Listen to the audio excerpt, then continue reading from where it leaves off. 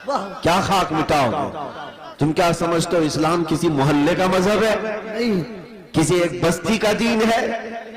اسلام کی جڑیں تحت الثری میں ہیں اور اس کی شاخیں اوجہ ثریا پر بے شک اس درخت کو ہلانا تو دور کی پتے کا بحال بیکا کرنا بھی مشکل ہے۔ بے شک دنیا بہت کوشش کر کے دیکھ چکی، تمہارے پاس کتنی طاقت ہے، نہ قارون کے برابر ہے، نہ شداد کے برابر ہے، نہ فرعون کے برابر ہے، نہ حامان کے برابر ہے۔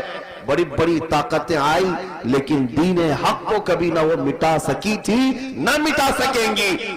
اور ہم تو یہ کہتے ہیں یہ جو تم ظلم کا ماحول گرم کر رہے ہو، اسی وجہ پر میں آج گفتگو کر رہا تھا، یہ تو ہمارے اعمال کی شامت ہے۔ ہم بھٹکے ہوئے تھے، ورنہ قرآن میں اللہ نے فرمایا وَلَن يَجْعَلَ اللَّهُ لِلْكَافِرِينَ عَلَى الْمُؤْمِنِينَ سَبِيلًا، اللہ ہرگز کافروں کو مومنوں پر غلبہ نہیں دیتا، بے شک ہرگز نہیں دیتا۔ لیکن یہ آج کے حالات اس لیے ہیں کہ ہم راستہ چھوڑے ہوئے ہیں۔ ایک بات میں آپ کو بتاؤں، آج کے حالات کے تناظر میں ایک بات میں کہوں، بغداد میں مسلمانوں کا ملک، بے شک تاریخی وراثت ہماری رہی ہے، تتاریوں نے حملہ کیا، تباہ و برباد کیا بغداد کو، اور اتنا برباد کیا کہ مسلمانوں کی کھوپڑیوں سے مینار بنائے، دریائے دجلہ کا پانی خون سے لال ہو گیا۔ بادشاہ کی جو بیٹی تھی تتاریوں کی، ایک جگہ سے گزر رہی تھی، ایک سچے مومن کو دیکھا، ان حالات میں بھی وہ کھڑے ہو کر اذان دے رہا ہے، اے ہے سبحان، اذان دے رہا ہے۔ بادشاہ کی بیٹی تھی، اس نے کہا یہ اب کہاں سے آواز آ رہی جب ہم قتل عام کر رہے ہیں، گردن مار رہے ہیں، یہ کون ہے جو اذان دے رہا ہے؟ فوجی فوراً گئے اور پکڑ لائے، یا نمازیں پڑھنے سے روک رہے ہیں، یہ گراؤنڈ میں نہیں پڑھیں گے، وہ میدان میں نہیں پڑھیں گے، کتنے میدانوں کو تم قبضہ کرو گے؟ ہاں تم صرف اور صرف میدانوں کو روک سکتے ہو، پیشانیوں کو جھکنے سے کبھی نہیں روک سکتے، کبھی نہیں روک۔ عبادت کا ذوق ہمارے پاس اللہ تعالیٰ کی آتا ہے۔ تو ایسے حالات میں اگر اذان دے رہا تھا کوئی، تو تتاریوں کی وہ بڑی عورت تھی، بادشاہ کی بیٹی، اس نے گرفتار کروایا، لا اس مولوی کو، اب کون ہے اذان دے رہا ہے؟ اس کو پکڑ کر کے پوچھا تجھے خبر نہیں ہے بغداد پورا ٹوٹ گیا، تباہ ہو گیا، برباد ہو گیا، لاکھوں لوگوں کی لاشیں پڑی ہیں اسی بنیاد پر کہ تم مسلمان ہو، ہم مار رہے ہیں، اور پھر بھی تم اذان دے رہے ہو۔ اس نیک و صالح عالم ربانی نے کہا ہاں سب نظر آ رہا ہے لیکن مجھے میرا رب بھی ہے، میرے لیے میرا رب بھی ہے۔ دنیا چاہے جو بھی ہو، جب تک میری سانس نہیں نکلے گی تب تک میں اللہ اکبر کہتا رہوں۔ سبحان اللہ سبحان۔ اب سنیے، اس خاتون نے متاثر ہو کر کے پوچھا اچھا اللہ سب سے بڑا ہے؟ اللہ سب سے بڑا ہے؟ کہا ہاں اللہ سب سے بڑا ہے، اسی کی تم عبادت کرتے ہو۔ یہ ہمارے اور آپ کے لیے بہت ہی سوٹیبل بات ہے، تم اللہ کی عبادت کرتے ہو، لوگ یہ تم کو تانا ماریں گے اگر تم اللہ کی عبادت کرتے ہو تو اللہ تمہاری مدد کیوں نہیں کر رہا؟ یہی اس تتاری عورت نے کہا کہ تم اس کو اکبر کہتے ہو، پھر یہ بغداد میں یہ سب جو مرے ہیں یہ بھی تو وہی تھے، یہ مارے گئے، اور ہم لوگوں کو غلبہ حاصل ہو گیا بغداد پہ۔ دیکھو تتاریوں کو، وہ ظالموں کو اللہ تعالیٰ نے غلبہ دے دیا، تمہارا خدا ہی دیا ہے، پھر ایسا کیوں ہوا؟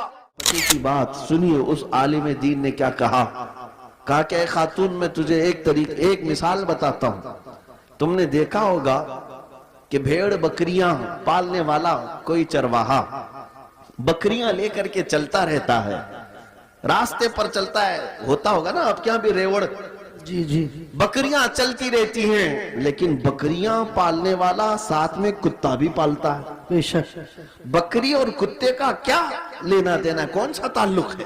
لیکن یہ چرواہے سے پوچھیں، وہ بتائے گا کہ بکریاں چلتے چلتے کبھی ادھر ادھر چلی جائیں تو یہ کتا بھونک بھونک کر انہیں لاتا ہے اور پھر ریوڑ میں جمع کرتا ہے۔ بے شک چرواہا یہی بتاتا ہے کہ اس لیے سارے بکریوں کو وہ پھر سے ایک ریوڑ میں جمع کرے، اس لیے وہ پالتا ہے۔ کتے کو اس لیے چھوڑا جاتا ہے، اس لیے پالا جاتا ہے۔ بلا تشبیہ و بلا تمثیل، ذہنوں کو قریب کرنے کے لیے اس بغدادی عالم نے کہا ہم امت مصطفیٰ ہیں، بے شک ہم چلتے ہیں سیدھے راستے پر، لیکن جب کبھی ادھر ادھر بھٹکتے ہیں تو اللہ تم جیسے کتوں کو ہم پر چھوڑتا ہے۔ اے ہے بے شک कुत्तों को छोड़ता है ताकि तुम भोंक भोंक करके वापस सिराते मुस्तकीम पर ले आ सको। मेरे अजीजों, आज ये जिस कदर मजालिम हो रहे हैं, ये तुम्हें सीधे रास्ते पर इंशाअल्लाह एक न एक दिन जरूर लेके आए। इंशाअल्लाह। मैं महसूस कर रहा हूं, चंद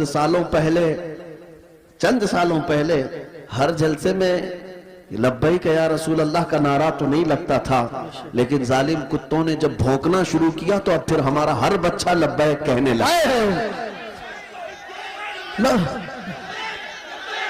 लब्बैक लब्बैक लब्बैक या रसूल अल्लाह, लब्बैक लब्बैक या रसूल अल्लाह, लब्बैक लब्बैक या रसूल अल्लाह, लब्बैक लब्बैक या रसूल अल्लाह। अब बात सिर्फ इतनी है, मैंने जो उन्वान आपके सामने रखा वो यही है कि जब तुम अपनी हैसियत को पहचान लो कि मेरा रास्ता कुछ और है, जिस दिन तुम उस नुक्ते पर आ गए, मेरे अजीजों, इज्जतें तुम्हारी है, ताकतें तुम्हारी है, इक्तिदार तुम्हारा है। जिस तरफ रुख करोगे मौला ताला उस हवा को तुम्हारे ज़ेरे नगी फरमाएगा। तुम्हें पता नहीं है कि तुम्हारी तारीख क्या थी। हमारी तारीख इकबाल की जुबान से अगर सुनोगे तो इकबाल कहता है, टल न सकते थे जंग में अगर अड़ जाते थे, पांव शेरों के भी मैदान से उखड़ जाते थे, तुझसे सरकश हुआ कोई तो बिगड़ जाते थे। अरे तेग क्या चीज, हम तोप से भी लड़ जाते। दश्त तो दश्त है, दरिया भी न छोड़े हमने, बहरे जुल्मात में दौड़ा दिए घोड़े हमने। आ गया आइन लड़ाई में गर वक्ते नमाज, किबला रूहों के ज़मीन बोस हुई कौम हिजाज। एक ही सफ में खड़े हो गए महमूद और अयास, न कोई बंदा रहा न कोई बंदा नवाज। ये हमारी तारीख थी। इसी बात की तरफ मैं तुम्हें दावत दे रहा हूं कि जिस दिन तुम उस नुक्ते पर वापस आ गए और समझ गए मेरी तारीख इन कुत्तों की सोहबत में रहना नहीं है, अल्लाह ताला ने तुम्हें शेर बनाकर पैदा किया। हाँ, अल्लाह तबारक व तआला ने तुम्हारे मुतालिक कुरान में फरमाया, कुंतुम खैर उम्मतिन उखरिजत लिन्नास, तुम खैर उम्मत हो जो लोगों में अल्लाह तबारक व तआला ने तुम्हें बनाया है। लिहाजा ऐसे वैसे की तरफ तुम्हें देखने की जरूरत नहीं। मुझे अफसोस इस बात का होता है जब हमारा नौजवान ये कहता है, नई फिल्म आई है, उसमें फला एक्टर है, फला हीरो है, बाल उसकी तरह, कपड़े उसकी तरह, पैंट फाड़ लिया, सिर्फ एक नचनिया को देख करके, एक मुजरा करने वाले को देख करके अपना आपा खो गया, अपने आप को बदल लिया। और हमारे घर की खवातीन सुबह से शाम तक सीरियल के सामने, टेलीविजन के सामने और ख्वाब वही सजा रही हैं कि शायद हमारा भी घर ऐसा ही हो, हमारा लिबास भी ऐसा ही हो। मेरे अजीजों, दुनिया क्या करती है इसकी तुम्हें फिक्र नहीं होनी चाहिए। औरतें अगर किसी को देखती तो वो सैयदा कायनात फातिमा तो जहरा को देखती, कम से कम ये सीरत का मुताला करती कि उनका दुपट्टा कैसा था, उनका लिबास कैसा था, उनके रहन सहन कैसे थे। इसको छोड़कर इन्होंने आज मजाजी इश्क के और मजाजी ये स्क्रीन के ऊपर अपने दिल दे बैठे। और इसी तरह मर्दों की हालत भी यही है, नौजवानों की। ऐ नौजवानों, तुम्हारे हाथ में बंगड़ियां तक इन्होंने पहना दी, कानों में बालियां तक पहना दी, बालों में चोटियां तक ला दी, क्या क्या कर दिया। यहाँ हमारे अच्छे भले मर्द को औरत बना दिया जी, औरत भी नहीं मुखन्नस बना दिया। और इस पर ये मजीद ये समझता है कि ये फैशन है, ये फैशन है।